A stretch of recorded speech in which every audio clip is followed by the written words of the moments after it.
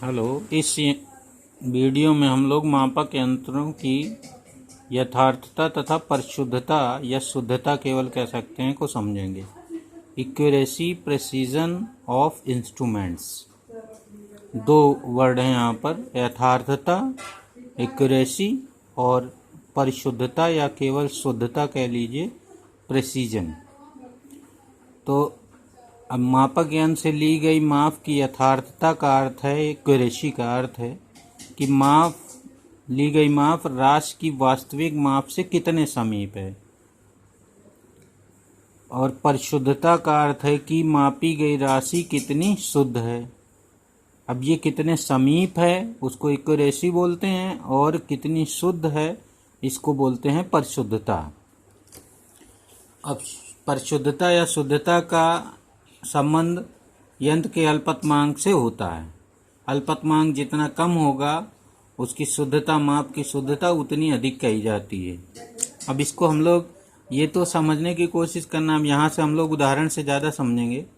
जैसे मान लीजिए हम किसी लकड़ी की एक वास्तविक लंबाई 2.235 सेंटीमीटर है, ये लकड़ी की वास्तविक लंबाई है। अब इसको हम लोग अगर मीटर स्केल से नापें, जो प्लास्टिक की स्केल होती है उससे नापें, तो हम लोग केवल 0.1 अंक तक ही मेज़र कर सकते हैं, क्योंकि उसका अल्पतमांक 1 mm होता है, जिसको 0.1 सेंटीमीटर कहते हैं। तो उससे अगर मापेंगे तो हम लोग 2.2 बोलेंगे, बाकी इधर वाले 2 डिजिट छूट जाएंगे, तो यहाँ पर 2.2 सेंटीमीटर बोला जाएगा। तो ये जो माप ली गई है ये इसके बहुत निकट है। इसकी जो वास्तविक माप है, लकड़ी की लंबाई जो वास्तविक लंबाई है उसके बहुत निकट है। तो इस माप की, ये जो माप ली गई है उसकी जो एक्यूरेसी है यानी जो यथार्थता है वो अधिक है, लेकिन इसकी जो शुद्धता या परिशुद्धता जो कही जाएगी, प्रिसीजन जो कहा जाएगा, वो कम कहा जाएगा, क्योंकि यहाँ पर ये 3 डिजिट में है, हम लोग केवल एक ही डिजिट में पेश कर रहे हैं, माप रहे हैं। अब अगर यदि अल्पतमांक 0.01 सेंटीमीटर हो, इससे कम हो अल्पतमांक, ये यहाँ पर 0.1 सेंटीमीटर है, यहाँ 0.01 सेंटीमीटर है, ये 10वां भाग है इसका, तो इसमें अल्पतमांक कम है, तो हम लोग मेज़र करेंगे। तो हम लोग मेज़र किए मान लो 2.17 सेंटीमीटर। तो अब यहाँ पर देखिए मेज़रमेंट में 2.17 मेज़र किया, तो इसके निकट नहीं है। तो जब ये वैल्यू इसके निकट नहीं है तो इसकी जो वो एक्यूरेसी है वो कम हो गई, इसकी जो यथार्थता है वो कम हो गई, लेकिन प्रेसिजन बढ़ गया। प्रेसिजन बढ़ने का मतलब है ये जो हम लोग मेज़र कर रहे हैं जिस यंत्र से, उस यंत्र का प्रेसिजन बढ़ गया, क्योंकि वो 2 डिजिट तक माप ले रहा है। यहाँ तो तीन डिजिट हैं, लेकिन 2 डिजिट तक फिर भी माप रहा है, तो ये होता है। तो इस तरह का संबंध होता है मापक यंत्र से ली गई मापक यंत्र की एक्यूरेसी और उससे, एक्यूरेसी माने यथार्थता और प्रेसिजन मीन्स परिशुद्धता से। तो ये समझ लेना इस तरह से कि क्या है। तो यहाँ पर ये मैंने उसी को जो पीछे बताया वो लिख दिया है। तो जिसका अल्पतमांक कम होता है उसकी शुद्धता उस यंत्र से अधिक मानी जाती है। अब जैसे एक और उदाहरण समझने की कोशिश करिए। यहाँ पर एक टारगेट है, ये टी बना हुआ है, बीच में बड़ा ब्लैक स्पॉट बना हुआ है, उस पर गोलियां दागी गई हैं, 5 गोलियां, 1 2 3 4 5, ये छोटे जो काले स्पॉट हैं ये गोलियां। तो पहली बार जब किसी व्यक्ति ने गोली दागी है तो देख रहे हैं कि गोलियों, जो टारगेट से गोलियां बहुत दूर अटैक किए हैं और गोलियां भी आपस में बहुत दूर हैं। तो यहाँ पर ये जो एक्यूरेसी कही जाएगी, यथार्थता, वो भी कम कही जाएगी, निम्न कही जाएगी, और जो शुद्धता या परिशुद्धता है वो भी कम कही जाएगी।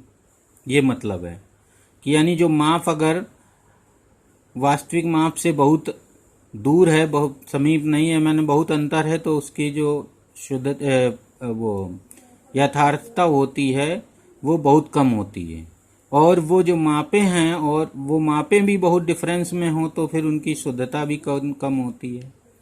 अब यहाँ सेकंड वाले में टारगेट से दूर जरूर हैं 5 गोलियां, लेकिन 5 गोलियां बिल्कुल पास में हैं, तो यहाँ कंसंट्रेशन उसका बढ़ गया व्यक्ति का।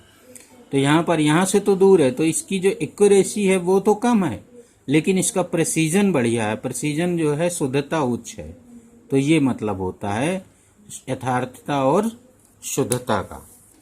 अब यहाँ पर टारगेट के नज़दीक हैं और ये दोनों चीज़ें, तो टारगेट के नज़दीक हैं लेकिन ये गोलियां थोड़ा दूर दूर हैं, तो टारगेट के नज़दीक होने की वजह से यथार्थता तो उच्च कही जाएगी लेकिन शुद्धता निम्न कही जाएगी। अब यहाँ पर जैसे अब ये टारगेट के पास में है और बहुत पास पास गोलियां हैं, तो यहाँ पर दोनों चीज़ें उच्च कही जाएंगी, यथार्थता भी उच्च कही जाएगी और शुद्धता भी उच्च कही जाएगी। तो ये मतलब है उसका शुद्धता और यथार्थता का। तो इस तरह समझने की कोशिश करना, बहुत परेशान होने की ज़रूरत नहीं। मापन व प्रायोगिक विज्ञान व प्रौद्योगिकी के लिए आधारशिला, ये जो मापन है, मेजरमेंट जो हम लोग करते हैं यंत्रों से, वह प्रायोगिक विज्ञान व प्रौद्योगिकी के लिए आधारशिला है। क्योंकि हम लोग जो मापन करते हैं उसी आधार पर हम लोग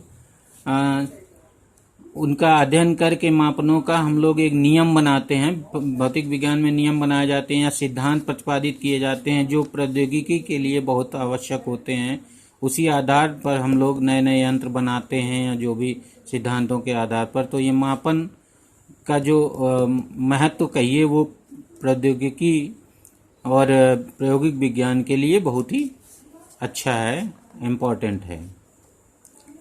मापन के प्रयुक्त यंत्र से ली गई माप यथार्थ नहीं होती है। अब ये भी यहाँ पर समझ लीजिए थोड़ा सा, जो भी हम लोग यंत्र यूज करते हैं मापन में, उनके द्वारा जो माप नापते हैं हम लोग, वो पूर्णतः यथार्थ नहीं होती, पूर्णतः शुद्धता से हम लोग नहीं नाप पाते। अर्थात प्रत्येक माप में कुछ न कुछ त्रुटि होती है। तो हम लोग इस त्रुटि को आगे वाले वीडियो में पढ़ेंगे।